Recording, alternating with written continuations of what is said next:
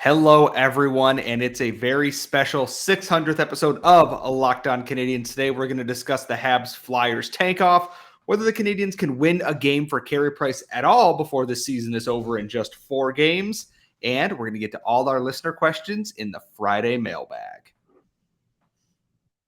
For Locked On Canadiens, your daily podcast on the Montreal Canadiens, part of the Locked On Podcast Network, your team every day.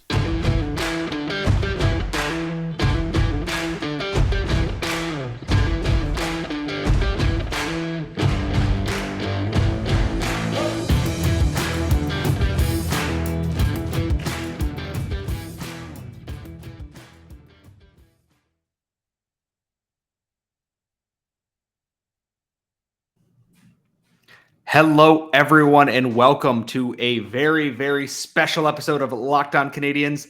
It is our 600th episode, and in that time, we have covered a lot of bad Canadiens teams, and we've done it all with a smile on our face and spite for our enemies in our hearts. I am one of your hosts. I am Scott Metlin. I'm joined, as always, by my co-host, the active stick, Laura Saba. Laura, we stayed up to watch a game where the Canadiens didn't do much of anything of note for most of the game. How are we feeling after that, and how are we feeling about 600 episodes? I have a question for you. Do you think the Canadiens are going to be able to get one W between now and the end of the season? Just one. So, here's the thing. Is tonight was not Carey Price's night. Clearly, you don't give up 6 goals, by being good. But at the exact same time, the team played pretty much like crap for most of the night. And that's the question Laura and I have both had, because they play the Senators on Saturday, the Bruins on Sunday, they play the Rangers on Wednesday, and then the Panthers, I believe, next Saturday as well. Friday. What? They're not even playing the last game of the season on a set. Anyways, it's the 29th of April. That's stupid. Anyways, why would they do that at the same time as the Rocket? You know what? No, I don't care. I'll work through that in therapy or on my own time. But there are 4 games left. Carey Price is not going to start both back-to-backs, and I imagine they will probably give Samuel Montembeault one more game in there. I hope they can get him at least one win this season. I do not think it'll be easy. There are no easy games. The Senators, for as poor as they've been this season, are not an easy out. The Rangers are good. The Panthers are good. The Bruins are good. But if there was ever a team for Carey Price to show up against and just slam the door in their faces for the shiggles, it's the Boston Bruins. So I think that's the most hilarious option to me. But it all depends on who they start Saturday. And I imagine they're going to start Mr. Saturday Night on Saturday night against the Senators. At least I would hope so. I do believe the game is in Ottawa, though. Why? Does that change anything? Just that we have to hear their stupid goal horn a lot. Wouldn't you start Carey Price at home on Sunday and start Montembeault? I know he's Mr. Saturday Night. 100% give you that, and it's hockey night in Canada, blah, blah, blah. But it is the Boston Bruins and then the Ottawa Senators. Wouldn't you start Montembeault in Ottawa and give Carey Price another home game? I mean, yeah, but at the same time, I want to beat the Senators. This is why I'm not the head coach, because you are right in that starting Montembeault against the Senators with a back-to-back happening that weekend against a stronger opponent does make sense. But I also look at it from the viewpoint of, do you want Carey Price behind a tired defense coming off of 9 months worth of injury recovery, or do you want him in the rested game? And unfortunately, it feels so mean to say this about Samuel Montembeault. You don't care if Montembeault gets lit up in that game because you're terrible anyways. You want to at least give your goalie a chance to win and your team a chance to win. And that's tied into a tweet here from John Lou after the game. After losing to Philadelphia on Thursday, the Canadiens can climb no higher than 30th place in the NHL standings. And if Seattle gains just one more point, the Canadiens are locked into 31st place overall. I look at that and I go, okay, you just do whatever. If Carey wants to start 3 out of the 4 final games, you let Carey play 3 of the 4 final games. If he says nope and you want Samuel Montembeault to play, you let Samuel Montembeault play at that point. So I just want them to get a win for them. Out of everything that's happened this year, that game was terrible. Outside of what looked like intentional tanking, as I've never seen a team miss so many odd man rushes at once in one game, it almost felt intentional. And it's like, can you guys, you wanted to go score goals, you did that. You still got to win the game though. So like, who knows? If there's ever a game that Carey Price that was going to show out and win, it's going to be against the Boston Bruins. So you may be right. He may start Sunday against the Bruins and Montembeault goes Saturday. Well, the thing is, like, sorry, not Carey Price. Martin St. Louis said he would ask Carey. So, like, look at it from Carey's point of view. Wouldn't you want to start against the Bruins? Like, if you're Carey Price and they're putting it in your hands, wouldn't you say, I would rather have the Bruins game at home? I mean, yeah. I outside of, if I was in that situation, probably, yeah, because he likes to challenge himself. It's such a weird combination of things. I'm almost half expecting him to be like, yes, I'm going to play both games because I'm Carey Price, at which point red flags and alarm bells are going to start going off in my head there. So I also look at the Ottawa game in that they get chippy, they get ugly, they get very stupid, which means people inevitably get hurt. And I would rather probably not have the guy who just spent 9 months injured get injured in that game. So I guess we'll see. I think they're going to get one here, one way or the other for Carey Price before the end of the season. If they don't, out of everything that's happened in the second half of the season where we knew they were going to be bad and get worse, I think that would be arguably the thing that upsets me the most is that they weren't able to get Carey Price at least one win in his short return to the team here. Yeah, I think, you know what, though? At the end of the day, this was a tanking season to begin with, and I am going to repeat myself because I said this in Mike Orbrand's Twitter space in the intermission. The offseason for the Montreal Canadiens this year is going to be far more interesting and gratifying and enjoyable than the regular season has been. I think that's just the way it is. It's never a good sign about your team when that's the case, but I think there's so many exciting things on the horizon that it's not worth getting bogged down in these losses in which we know they don't have enough talent. We know they need to switch out some of the assistant coaching staff. We know they need new ideas. So I think, you know, at the end of the day, I'm excited about all the draft coverage we're going to do. I'm excited prospect analysis we're going to do of the Canadians that are in the system, like the prospects that are in the Canadian system, as well as people who might join and then will have joined. So I'm excited about that. I'm excited about the future. And there's going to be so much talk in the offseason, trades, drafts, signings. I cannot wait. So it's not worth it too much to get too upset about this, except for the fact that we don't want Carey Price to end this season completely winless. Yes, and to not end this on like a negative note or anything like that, the Laval Rocket, on the day that you are listening to this episode, can clinch a playoff berth with a win over the Toronto Marlies. So we got that going for us at least. But coming up in our next segment, it is Friday. It means it's the Friday mailbag. It is an extra large mailbag because you sent us so many questions across all forms of social media, and that's coming up next. But first, we got to talk to you about Built Bar. And Built Bar is the protein bar that tastes like a candy bar, covered in 100% real chocolate, low in calories, low in sugar, low in your net carbs, but very high in protein, and a humongous range of flavors from things like mint brownie, coconut almond, the new white chocolate cookies and cream, and everything in between. And there's also Built Puffs, the first ever protein-infused marshmallow. They're great, melt them in your hot chocolate at night or have them in the morning on your way to work as a snack. They have everything. And if you go to built.com, use promo code LOCKED15, you're going to get 15% off your order. That's promo code LOCKED15 at built.com. They have so much. They're constantly adding new flavors. Please check it out. Find whatever you are looking for. We vouch by Built Bar all the time. We hope you will too. That's promo code LOCKED15 for 15% off at builtbar.com. At built.com. All right. So it is Friday. That means it is time for our Friday mailbag. And remember, you can tweet us at LO_Canadiens, LockedOnCanadiens@gmail.com. Hit us up in the YouTube comments, or as Laura found out, sometimes we get Instagram questions. So let's start there, I guess, with our first ever Instagram question, I'm pretty sure. No, we've gotten one before, and this one comes from our friend. I'm gonna say his name because he said I could.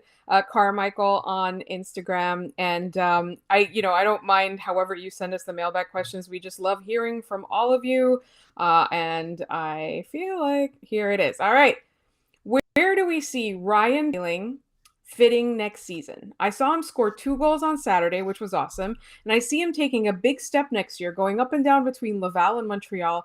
Can't be good for the mental part of his game, and not to mention the Ducharme syndrome. And he seems to be making more progress under St. Louis. So obviously, we talked a lot about in the early season why wasn't Ryan Poehling cracking the lineup, and now he has cracked the lineup. Where do we see him next year? Because alternating, depending on the night, you see a lot from him or you see nothing from him. I look at it this way, and we talked about this with Andrew Berkshire and Ian Boisvert on Game Over, is that he's making all these smart reads and plays until it comes to the conclusion, and then sometimes the end product is not there. And I think he could be a guy who is a staple bottom sixer. I think he might be a winger if they need him, but the progress has been there. I thought he played really well against the Flyers. Again, admittedly, the Flyers are a bad hockey team, but so are the Canadiens. He's getting better and getting his confidence back. The finish is just lacking a little bit, but he was never a high offensive ceiling guy. I think he's likely going to be your 4C or a 3 winger next year just because he has some of that. I think you have Evans, Poehling, and X on that third line there and go from there. He's a very interesting case, though, because I also think he has a lot of trade value for a team that might be able to fit his style better. But I don't think they're looking to move him, at least not right now. I am like 1,000,000% in agreement with you. So we've got a friend, our friend in Barcelona, David, who said he had an idea for Fridays in the mailbag, but we can't actually complete this part.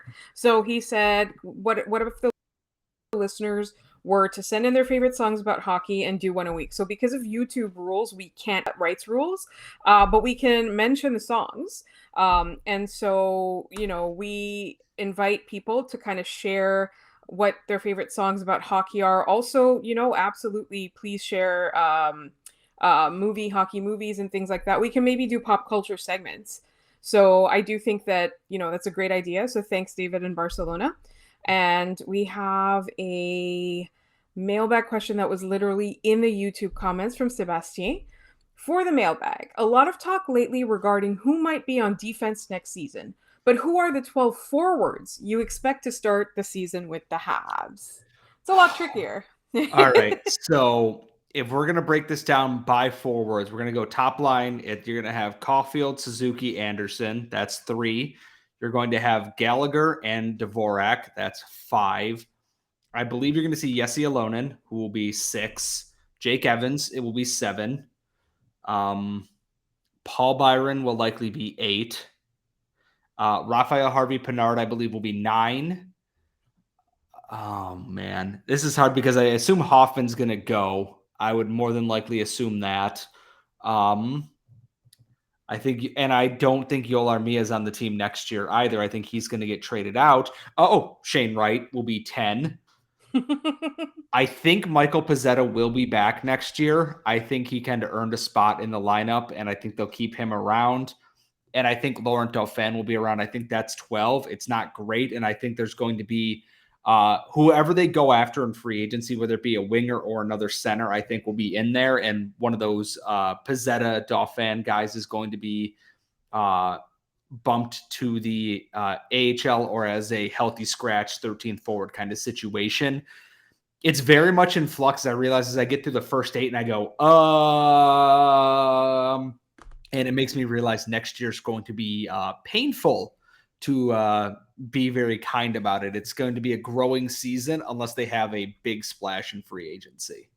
Yeah, I just want to, before we move on to more questions, thank Paul G for a great idea that you sent in the YouTube for some shows. So look out for that right after we find out where the Canadiens draft. And now we're going to move to our questions that we received on Twitter. And we'll start with our friend Goalie Droid. What is your favorite Habs game of the season so far? Oh, God. Jesus. Have there been any good Habs games this season? I want to say either the wins over Toronto, but I want to say the one where they just blew Toronto out of the water like 5-1 is probably at the peak there. Cole Caulfield's OT winner against Philadelphia was a good one. Martin St. Louis' first win as a Habs coach was very meaningful. And that 6-5 shootout game against Tampa Bay was a lot of fun as well. But I think my big pick is that game over Toronto where the Habs came out and just smoked them in the first like 35 minutes of play. Is definitely something I really enjoyed a whole lot. And in terms of games they played well in, both Flames games weren't horrible. They had a good game against the Oilers. They've been few and far between, though, and it's not good that I have to think that hard, and one doesn't really come to mind immediately outside of the Toronto one. I think the Tampa one is for me. I do like when the Canadiens beat Toronto. That's always fun, but I think the Tampa one is it for me. What else we have? We got time for one, maybe two more Twitter questions. What type of Canadiens merchandise that hasn't been made available yet, to your knowledge, would you not hesitate to buy? This is a very dangerous question, first thought. Well, one, I'm a sucker for crew neck sweatshirts and sweatpants, like the athletic like workout style sweatpants that like Under Armour makes. I am a sucker for things like that. As someone but who it has to not have been made. I don't know if they've made them or not is the thing. So like, I'm just assuming they haven't. And if they have, point me in the direction, please. You're talking to a guy who spent $55 on sweatpants made by The Rock. So like, come on. I do love crew neck sweatshirts though. I have far too many and I will happily add another one to my repertoire if I can. Okay. Well, I mean, they make Canadiens condos. So I think a Canadian student loan debt forgiveness. They should make one of those so I can pay off my student loans. I think for me, and this question comes from Jeff the Red. I don't know if I mentioned that. For me, it would be a Canadiens car. Like a literal, like I really want a, whatever they've replaced the Tiguan with, the Volkswagen Tiguan, but like in Canadiens colors. That's what I would get. Oh, geez. All right. We do have more mailbag questions coming up in our next segment. But first, today's show is always also brought to you by BetOnline.net, who is your number one source for all your betting stats and sports info. And you can get all the latest developments, including league reviews and news from the NBA playoffs, the start of the MLB season. The NHL playoffs are right around the corner. The NFL draft is a week away. There's so much you can keep up on. And BetOnline has all the information you need from playoffs, esports, and more. So head to their website today or use your mobile device to learn more about the trends and the action. BetOnline, where the game starts. All right, so we are back with our final segment. Remember, if you want to send us mailbag questions Thursday for our Friday episodes, at LO_Canadiens, LockedOnCanadiens@gmail.com, or down in the YouTube comments. As long as you are not a jerk, that is the one rule. Laura, what else do we have in questions today? Our good friend Andy. Hi, Andy. A new 4x4 mixed league or 4 versus 4 mixed league is starting. You can pick any 4 players, but it has to be 2 men and 2 women. Who is on your team? Well, it's Marie-Philippe Poulin and Hillary Knight with Nick Suzuki and Cole Caulfield. All the goals.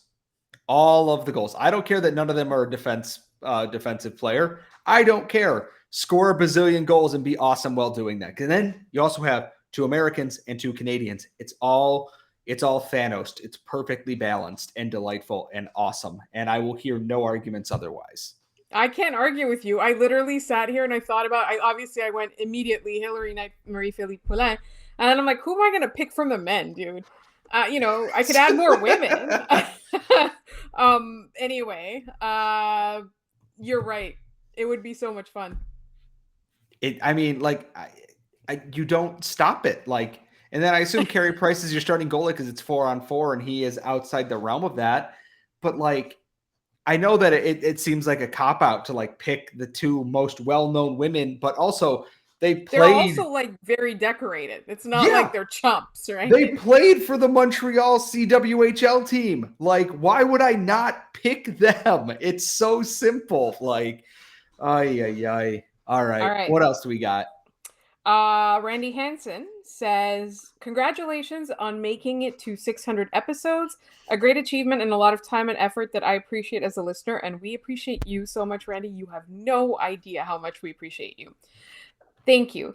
Your ideal version of the Habs next season includes what significant change? Is it tactical or personnel? Right now it's personnel. They need a true, like, actual defensive lifting center to allow Nick Suzuki a little bit more offensive creativity and maybe help Christian Dvorak out. Or if you are making Christian Dvorak that guy, you need to give him a true defensive winger to play with him and Brendan Gallagher, I think.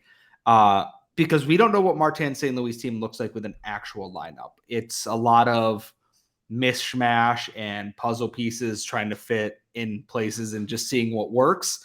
So I like I said in yesterday's episode, I don't want to quite judge St. Louis season yet in terms of tactics until I see him with an actual like NHL caliber lineup. I think that'd be fair to based on his coaching resume at least.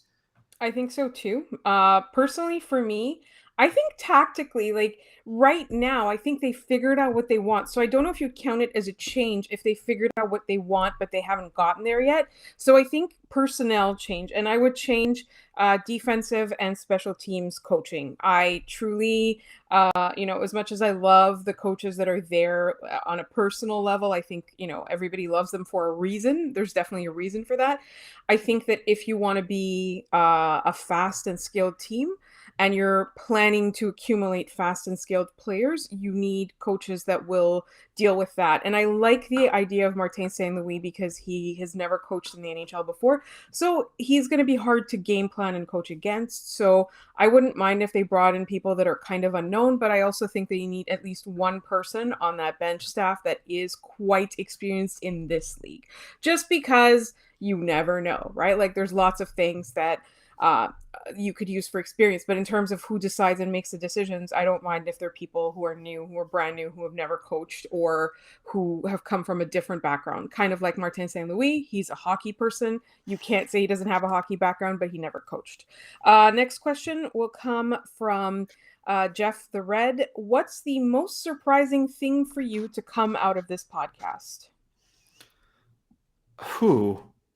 I mean, I guess how easy you kind of pick up in the routine. Like my biggest fear when I agreed to do this was I don't know how to edit a podcast. I don't know how to edit video.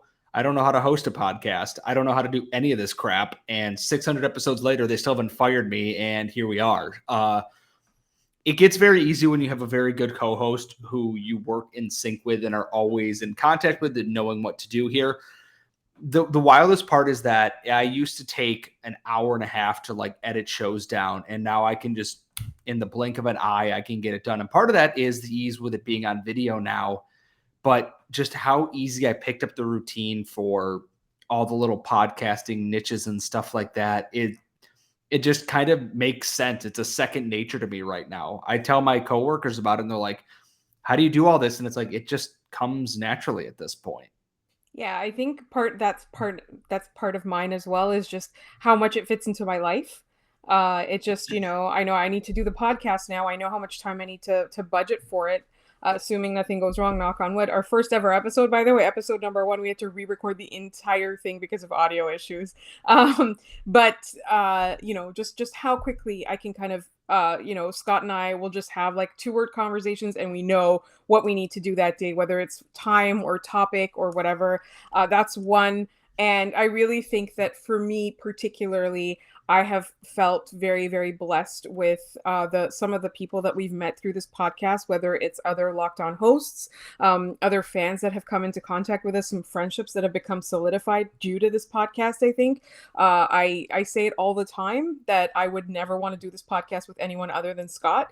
And I always knew that it was going to be a great working relationship.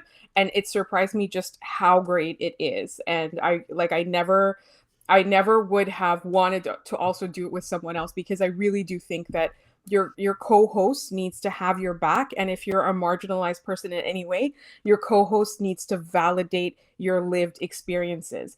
And if they truly believe and validate that, then you'll have a good working partnership. So that's just an opportunity I'm taking after 600 episodes to express appreciation for my co-host. But, I think just how seamlessly it fits into my life now. So we've got a couple of other questions from some of our longtime listeners. Randy Hansen wants to know, what gross thing will you both have to do to celebrate this event? We're not doing any gross things because I still have to do my gross thing. But if we get to 1,000 YouTube subscribers, we promise to do another completely ill-advised, horrible, irresponsible, unhealthy stunt. So get us to 1,000 on YouTube, guys. And then we've got another one from Jeff the Red. What is something else each of you would gladly do 600 times? Nope. I'm not saying that on this show because this is a family-friendly podcast. That's exactly where my brain went. This is a family-friendly show, and I'm a child of God, so I will not be repeating what went through my brain. My first thought would be play Skyrim because I'm like halfway to 600 already to begin with. So like, what's another 300 times playing that anyways? This time I won't be a stealth archer until I need to be a stealth archer, and I just played the game the same way that I've been playing it for a decade. Todd Howard, please release Elder Scrolls 6. I am begging you right now. How about you, Laura? I thought about it. It's probably not something that's possible to do 600 more times, but I would do is train for and run a half marathon. I've never done a full. I've done some halves, as you can see behind me. I have my medals. I love that feeling of crossing the finish line. I love everything that goes into the prep and the training. As you know, I've been injured and throughout the pandemic, injured and depressed, but I am getting back to it. I have gotten back into a workout routine. I will start running. So hopefully I might not be able to do 600 more half marathons in my time, but I might be able to get to 60. So that's what I'm going to aim for. Randy asks, what do you have that you love but are embarrassed to be seen wearing in public? And I know mine. Oh man, I really don't have anything I'm like embarrassed to wear in public. Like I have one thing I won't, just because the logo has now been rebranded and it's more offensive, is I have a very old Frölunda jersey when Arturi Lehkonen played there. And it's one of the ones that I used to like to wear to games because it was unique and limited. And now I look at it and go, maybe that's not a thing that I should wear, out in public. If I'm bumming around the house, I'll toss it on just to wear, but it's not a thing. And Frölunda's gone and changed their logo now. And I think that's part of it. Outside of that, I don't buy things I'd be embarrassed to wear out in public, I guess. I have a bunch of Red Sox t-shirts, and one of them, I still wear it because it's comfortable, and I'm not going to wear it out in public. It's not the end of the world. He just became a Yankee. It's Jacoby Ellsbury, right? So it's not, as far as I know, he hasn't done any domestic violence or anything like that. So I still have it. I wear it a lot in the house, but I won't wear it out because I will be accused of being a pink hat who doesn't know that he's no longer on the team, and it's been a long time. So that's one question. So Andy has another question. You've been kidnapped. You'll be set free if you can sing one Disney song flawlessly. What are you singing? You're Welcome from Moana. I was going to say that too. No one should be shocked that that's the song that I'm picking, by the way. Like, no one who knows me as a person should be shocked that I'm picking You're Welcome. My girlfriend, who is upstairs, probably is going to overhear this and is groaning audibly right now because if it wasn't that, it would probably be something from Hercules, I would imagine, or Make a Man Out of You from Mulan. Anything of that, but You're Welcome is my first one. So just because I do greatly enjoy that song. It's so fun to sing. Okay, so I'll change mine because you'll sing You're Welcome. I'll sing Let It Go because you heard it so much that like I can sing it in my sleep. That's definitely how I get set free. I was going to say get rescued. No, set free. Nobody's going to rescue me if they hear me singing that. They're going to tune it out. Let's see. The Habination asks, how many licks to get to the center of a Tootsie Pop? Well, 3 if you have a jaw of steel like Mr. Owl does. I know the actual answer is something like 263 or something. Like they did a college study on this. So how licks to the center of it? 364 is the actual like scientific answer, which is sure. That's why not. That comes from Tootsie.com. Based on that is the average amount of licks it took to get to the center of a Tootsie Pop. Now I learned something new on this podcast. See, 600 episodes every day. I learned something new. And finally, we've got a question from our nemesis, who in honor of our 600th episode hasn't asked the most annoying question ever. He's asked a normal question-ish.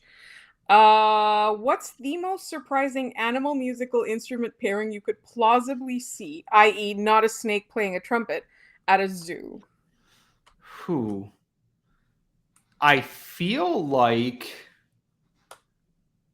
I want to say some kind of primate playing like the bongo drums.